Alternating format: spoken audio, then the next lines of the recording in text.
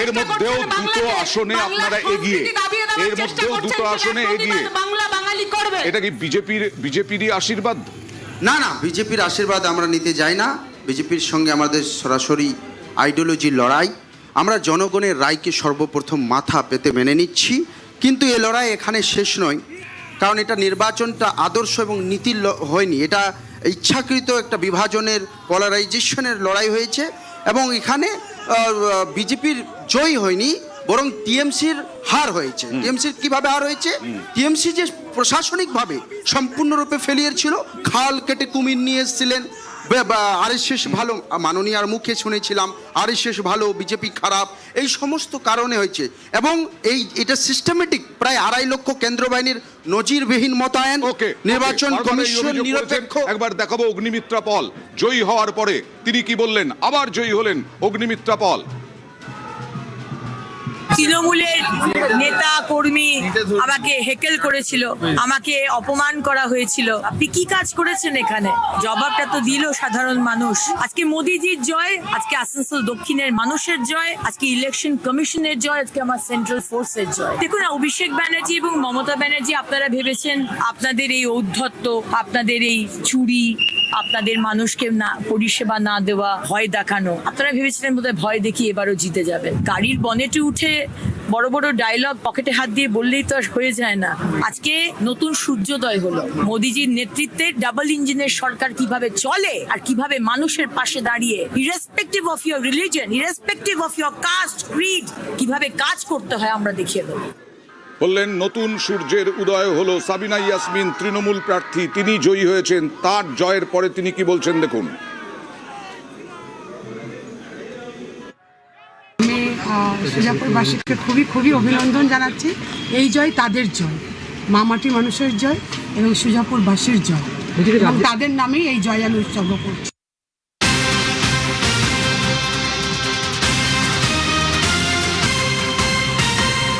দক্ষিণ দিনাজপুরে তৃণমূল নেতার মাথায় কোপ, যে খবর আসছে এক্ষুনি। দক্ষিণ দিনাজপুরে তৃণমূল নেতার মাথায় কোপ, আমরা দেখাবো সেই ছবি।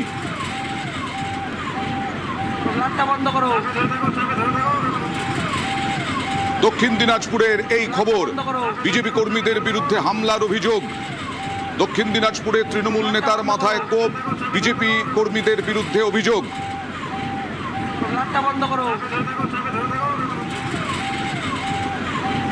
কথা বলবো প্রতিনিধি সুজন সূত্রধরের সঙ্গে। সুজন, গঙ্গারামপুর হাসপাতালে ভর্তি তৃণমূল নেতা, বিজেপি কি বলছে? হ্যাঁ অয়ন্দা, দেখো তোমাকে জানিয়ে রাখি যে আছে যে ভোট গণনা, সেই ভোট গণনার মুহূর্তে কিন্তু যখন বেলা গড়াচ্ছে, তখন বিজেপি যখন রাজ্য দখল করে নিয়েছে, সংখ্যাগরিষ্ঠতা বেড়েছে, সেই মুহূর্তে তৃণমূলে যে গঙ্গারামপুরের 3 বেলবাড়ি গ্রাম পঞ্চায়েতের যিনি তৃণমূল নেতা রয়েছেন, সেই পরেশ সরকারকে দেখে কিন্তু কিছু যুবক তার উপরে আটক করেন এবং মারধর করা হয় এবং ধারালো অস্ত্র দিয়ে তার মাথায় কোপ বসানো হয়। ধারালো অস্ত্রের আঘাতে কিন্তু তার মাথা দিয়ে প্রচুর রক্তপাত হয়।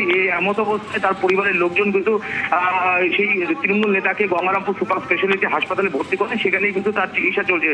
আর তৃণমূলের অভিযোগ, বিজেপি সমর্থিত কর্মী সমর্থকরাই কিন্তু এমন কাজ করেছে, যদিও বিজেপি পাল্টা অভিযোগ করেছেন যে এর সঙ্গে কোনোভাবেই বিজেপির কর্মীরা যুক্ত নয়। ওকে, বিজেপি অস্বীকার করছে, আবার বিজেপি নেতারাও বলছেন যাতে শান্তি আসে এবং বিজেপি যাতে কোনোভাবে বিজেপি জড়িয়ে না পড়ে মারামারিতে, কোনো দলের ওপরে যাতে হামলা না হয়। এখানে বিজেপি কর্মী হামলায় রক্তাক্ত হওয়ার অভিযোগ উঠল বিজেপির বিরুদ্ধে।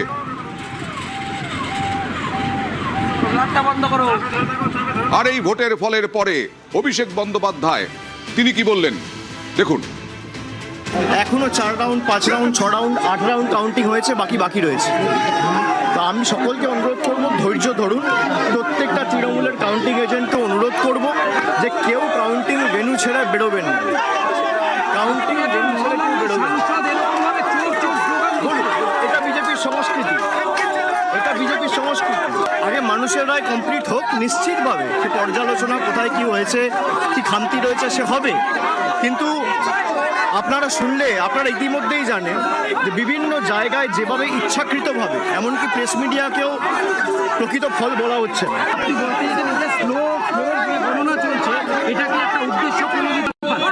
সেটা মানুষ ঠিক করবে। দরকার হলে আমাদের আরো অপেক্ষা করতে হবে।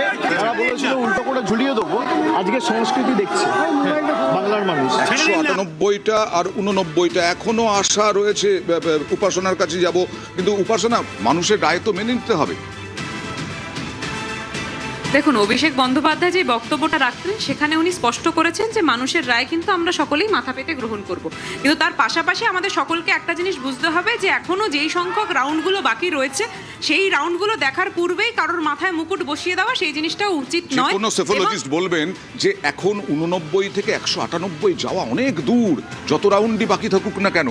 দেখুন, তৃণমূল কংগ্রেসের স্লোগানটাই কিন্তু লড়াই লড়াই লড়াই চাই, লড়াই করে বাঁচতে চাই। তো প্রত্যেকটা এটাও তো চুরি করা আমাদের থেকে।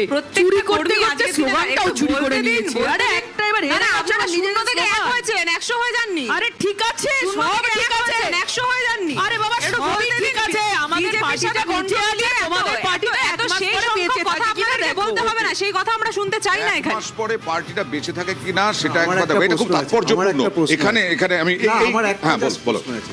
ইভিএম কি এখনো হ্যাক হয়েছে না এখনো হ্যাক হয়নি? মানে এই এখনো জিনিসটা 4-5 আপনারা খুব ভালো করে উত্তর দিচ্ছি আমি। সেই জিনিসটা EVM কি বিজেপি hack প্রতিনিধি হয়েছে না সবচেয়ে ভালো করে হয়নি? জানবে। মানে কারণ সেটা গতকাল তৃণমূল আমরা বলে নোয়াপাড়া থেকে শুরু করে মানে বিভিন্ন জায়গায় দেখছিলাম যে কিভাবে আমরা আগেও দেখেছি যে ভিভিপ্যাটের কিভাবে স্লিপ রাস্তায় পড়ে আছে, সেই জিনিসটা আমরা দেখতে পেয়েছি দাদা। 4-5 যদি রাউন্ড পরে আপনারা বেরোবে। ইভিএম এ কারচুপির কথা বলেন তাহলে তো সাধারণ মানুষের যে রায় তাকে অপমান করা না না, হয়। আমি ইভিএম এর কারচুপির কথা বলবো না, ওটা আমাদের পর্যালোচনা করে দেখার পরে আমরা ওটা বলবো। হ্যাঁ। কিন্তু আমি এখন ইসিআই এর একটা ডেটা বলছি যে ভোট পার্সেন্ট দাঁড়ান দাদা, তৃণমূলের সঙ্গে একটু understanding টা একটু কি হবে সেই একটু অনুযায়ী বলতে মাথা জিতেছে। বলুন সংক্ষেপে বলুন। 40% ভোট টিএমসি পেয়েছে, বিজেপি 45% ইসিআই ডেটা বলছি, 5% প্রায় ডিফারেন্স।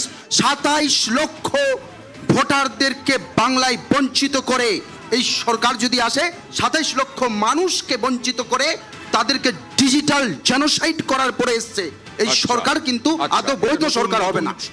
তুললেন উনি যে ডিজিটাল জেনোসাইড, 10% ভোটার। মানে 27 তাহলে লক্ষ ওনার যাদের কথা তালিকায় অনুযায়ী- নাম ছিল। ওনার কথা অনুযায়ী বাংলাদেশ থেকে আসা লাভলি খাতুন কিংবা বাংলাদেশ থেকে আসা জঙ্গি সাদ রাডি এর উত্তর দেবো আমি। আচ্ছা, নন্দলাল বসুর তাদের নাতিটা কি সবাইকে- আপনাদের চোখে তাদের জঙ্গি? সবাইকে ভোটাধিকার দিতে সেটার হবে। উত্তরটা আপনারা একটু দিয়ে দিন না এখানে বসে। ভোটাধিকার দিতে হবে। রোহিঙ্গাদের কথা অমৃত আপনারা সেন রোহিঙ্গা। রোহিঙ্গাদেরকে দেখতে শেষ করতে কেমন দাও। হয়? ভোটাধিকার অমৃত দিতে হবে। সেন না না, আজকে একটু রোহিঙ্গা। তৃণমূলকে বলতে দিন। আর তো এরপরে দেখুন, এরপরে তো দলটা মধুজাতি না সেইখানে বলেছে। বলছি, এই যে মধুজা বললেন ক্যালকাটা না, হাইকোর্টের এই দলটা বিচারপতিরা থাকে কি কিনা রোহিঙ্গা? তার- উঠে যাবে। আপনারা কি নেবেন না না, তৃণমূল আমাদের কংগ্রেসের নেওয়ার দরকার নেতাদেরকে, পড়বে না। বিধায়কদেরকে? লোকে, আমি বলছি লোকে, আপনি খোঁজ নিন জেলায় জেলায় তৃণমূলের নেতারা, ব্লক সভাপতি, অঞ্চল সভাপতি, বুথ সভাপতিরা, তারা বাড়িতে বিজেপি পতাকা বেঁধে উড়িয়ে দিয়েছেন অলরেডি। দাদা, তৃণমূলের সম্পদ তৃণমূলের কর্মীদের শির শিরদাঁড়া বেঁকাতে পারবেন, গোড়াতে পারবেন। না, না, ঠিক আছে, তৃণমূলের সেটা ঠিক আছে। সম্পদ তৃণমূলের আগে যিনি কর্মীরা। বলেছিলেন, দাদা, আচ্ছা একটু আজকের দিনটা একটু গলা নামিয়ে কথা বলুন, কেন একটু মানুষের গলা মাথা নামিয়ে পেতে কথা দিন। বলবো নাকি উঠিয়ে কথা বলবো সেটা কি আজকের আমাকে দিনটা একটু বিজেপির মানুষের প্রতিনিধি বলে রায়টা দেবে? মাথা পেতে নিন। আমি এই বাংলার মাটির একজন সন্তান, আমি এই বাংলার একজন নাগরিক, আপনি বলে দেবেন আমাকে? ওনাকে বলতে দিন, আজকে একটু ওনাকে বলে বল দিন। বলো, শেষ কর শেষ কর কান্নাটা বিত্তাশা ওইভাবেই শেষ কর, বেরোচ্ছে। তারপরে না দেখুন, আজকে যে এই যে জয়, এই জয় হচ্ছে নরেন্দ্র মোদীর নেতৃত্বের জয়। এই নরেন্দ্র মোদীর নেতৃত্বে বাংলার বিজেপি যে এক হয়ে লড়েছে এবং আমরা যে ভিশন দেখিয়েছি, আমরা যে পরিকল্পনার কথা বলেছি, আমরা এখানে শিল্প আনার কথা বলেছি, আমরা শিক্ষার কথা বলেছি, আমরা স্বাস্থ্যর কথা বলেছি। অপরদিকে আমরা কি শুনেছি? দুর্নীতি বিরোধী। বিজেপি এলে মাছ বন্ধ করে দেবে, বিজেপি এলে ডিম বন্ধ করে দেবে। আচ্ছা, একটা সরকার 15 বছর চললো, সেই সরকারের তো হিসেব দেওয়ার এই কথা ছিল। পর্বটা আমি আমাদের কত যেহেতু শেষ রাস্তাঘাট করতে হবে, তৈরি আমি করেছি, just কত বিজেপির বঙ্গজয়, গেরুয়া ঝড়, আর তার মধ্যেই কিছু ঘটনা ঘটছে। যেমন সিটি সেন্টার থেকে একটু এগিয়ে সল্টলেকের বিধাননগর কলেজের সামনে এখনো নতুন করে আবার অশান্তি।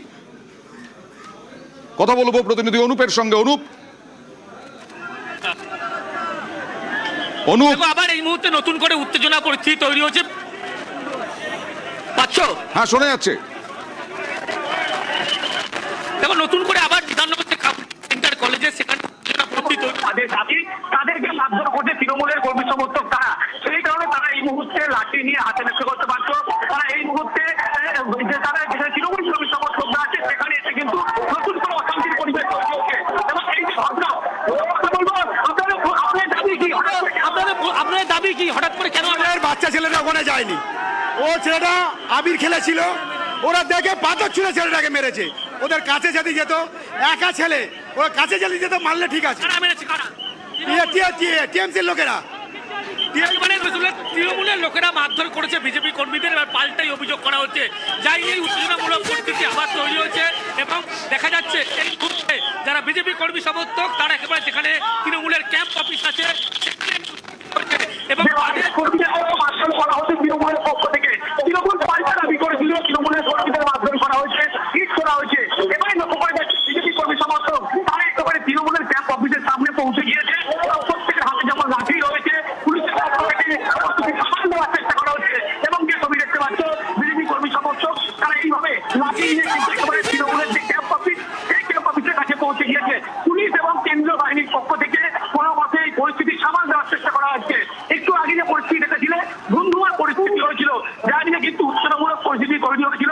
অভিযোগ করা হয়েছিল তৃণমূলের বিরুদ্ধে অভিযোগ করছে। এর আগে তৃণমূল অভিযোগ করেছিল বিজেপির বিরুদ্ধে, পাল্টাই অভিযোগ বিজেপির পক্ষ থেকে করা হচ্ছে। তৃণমূলের লোকজন একেবারে তাদেরকে মারধর করেছে, সেই কারণেই এই তারাবাদ এখানে উপস্থিত হয়েছে। তৃণমূলের যে ক্যাম্প অফিস সেই ক্যাম্প অফিসের সামনে ইতিমধ্যে তারা পৌঁছে গিয়েছিল এবং কোনো মতে পুলিশ এবং কেন্দ্রীয় বাহিনী নতুন করে যাতে অশান্তি না হয় তাদেরকে পুলিশ যেমন সরিয়ে দেওয়ার চেষ্টা করা হচ্ছে, অন্যদিকে কেন্দ্রীয় বাহিনীর পক্ষ থেকে একই রকম ভাবে সরিয়ে দেওয়ার চেষ্টা করা হচ্ছে এবং তাদের যে দাবি ছিল তাদের কর্মীদেরকে মারধর করা হয়েছে। বিজেপি কর্মীদেরকে মারধর করছে এমন অভিযোগ করছে, যাই নিয়ে কিন্তু এই গন্ডগোলের সূত্রপাত হয়েছে এবং ছবি তুমি দেখতে পাচ্ছি ইতিমধ্যেই তৃণমূল কর্মী সমর্থক তাদের যেমন মারধর করা হয়েছিল জানিয়ে উত্তেজনা পরিস্থিতি তৈরি হয় এবং যে ছবি দেখা যাচ্ছে সুজিত বসু সেই ছবিতে কিন্তু ইট করা হচ্ছে। তুমি দেখতে পাচ্ছ ছবি দেখতে পাচ্ছ যে শহীদ বসুর ছবি লক্ষ্য করে ইট ছোড়া হচ্ছে এবং প্রত্যেকে বিজেপি কর্মী সমর্থক তারা লাঠি নিয়ে এইভাবে এসেছিল, হাতে ইট লক্ষ্য করা যাচ্ছে। তাদের অভিযোগ আছে যে তৃণমূল কর্মী সমর্থকরা তাদের কর্মীদেরকে মারধর করেছে, সেই কারণে এই পরিস্থিতি তৈরি হয়েছে এবং যে ছবি একেবারে বিধাননগর কাউন্সিল যেখানে কলেজের কাছে সেখানে কিন্তু এই ছবি লক্ষ্য করতে পারছো, সেখানে তৃণমূল কর্মী সমর্থকদের ক্যাম্প অফিস ছিল সেখানে তারা পৌঁছে যায় একদম। এবং এই বিষয়টাও লক্ষ্য করা যাচ্ছে যে তৃণমূল কংগ্রেসের হামলায় তারা ক্ষুব্ধ, তারা সেই কারণেই প্রভাব পড়েছিল, কিন্তু বিজেপিরও অনেক কর্মী তারা পরিস্থিতি শান্ত করার চেষ্টা করছে প্রশাসনের সঙ্গে সঙ্গে, মানে কেন্দ্রীয় বাহিনী এবং পুলিশের সঙ্গে সঙ্গে। বিধাননগরেও সেই ছবি আমরা দেখলাম। এবার চলে যাব বারাসাতে ক্যাম্প অফিসে, অর্থাৎ তৃণমূলের ক্যাম্প অফিসে হামলার অভিযোগ বিজেপির বিরুদ্ধে। বিজেপি কি বলছে, অভিযোগ মেনে নিচ্ছে কিনা আদৌ? বারাসাতের ছবি দেখুন, চেয়ার ফেয়ার ভাঙা হচ্ছে, চেয়ার ভাঙা হলো কথা। তৃণমূল অফিসে ঢুকে গেলেন, তৃণমূল অফিস একেবারে ঘিরে বসে আছেন বিজেপি কর্মীরা, বিজেপি কর্মী সমর্থকরা।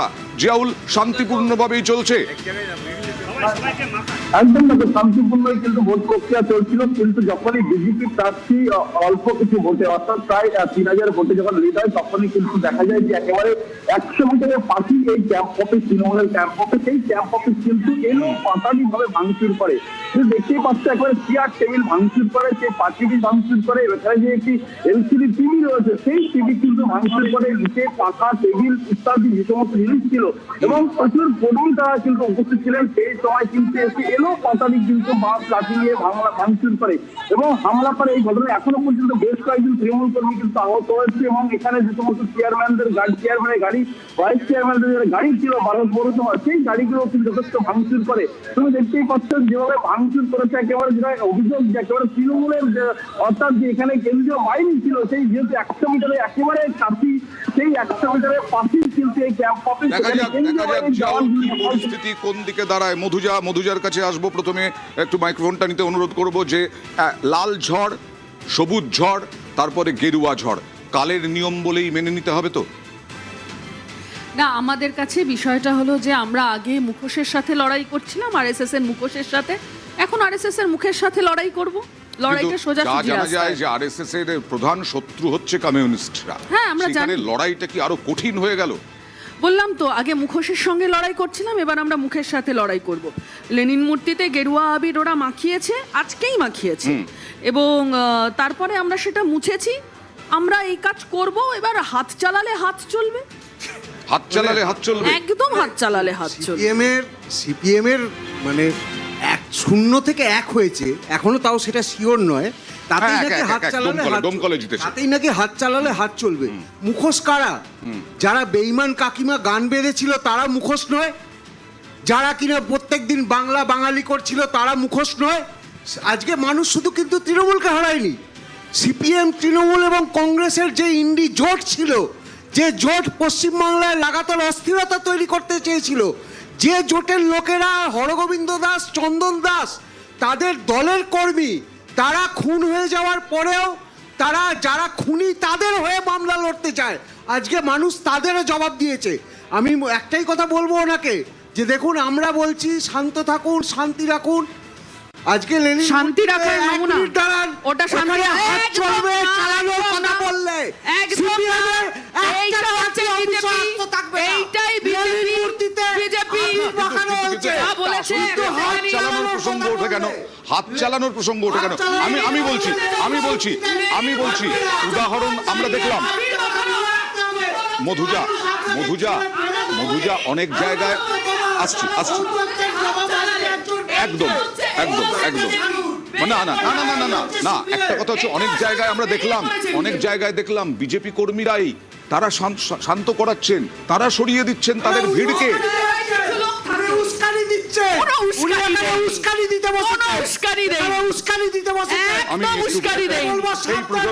এই প্রজন্মের তৃণমূলের কাছে আসি। ঔদ্ধত্য, অহংকার, এই সমস্ত কিছু বারবার এখন তোপ দাগছে বিরোধীরা, যে এই কারণেই পতন হলো তৃণমূলের। দেখুন, ব্যাপারটা হচ্ছে ঔদ্ধত্য এবং অহংকারের কথা যখন বিজেপি বলছে, কিছুক্ষণের মধ্যে যেই জিনিসটা আপনাদের স্ক্রিনেই আমরা দেখছিলাম, সেখান থেকে ঔদ্ধত্য এবং অহংকারই কিন্তু বারবার প্রকাশ পাচ্ছে। আমরা স্পষ্টভাবে একটা কথা বারবার বলতে চাই, তৃণমূল কংগ্রেস জোট মারা গেছিল। অভিজিৎ সরকার শুধু তাকে পিটিয়ে মারা হয়নি, তার কুকুরের ছানাগুলোকে পিটিয়ে মারা হয়েছিল। আর তারপরে আজকে কিনা বলছে ঔদ্ধত্য, অহংকার।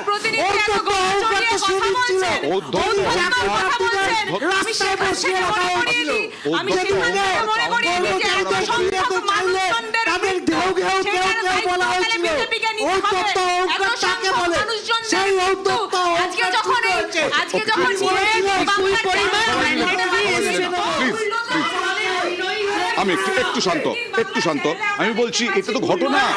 আচ্ছা আছি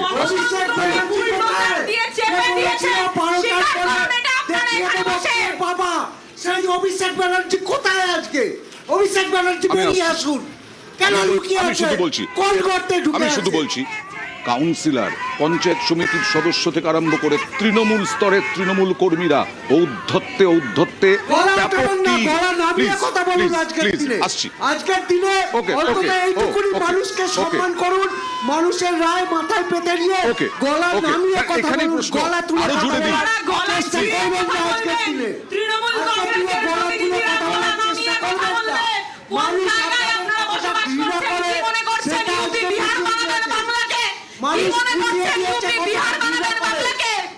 কলেজে টিএমসিপি আজকে যারা বিজেপির প্রতিনিধিরা এই কথা বলছেন, গণতন্ত্রকে পিষে দিয়ে তার পরবর্তীতে আপনারা ইউপি, বিহার,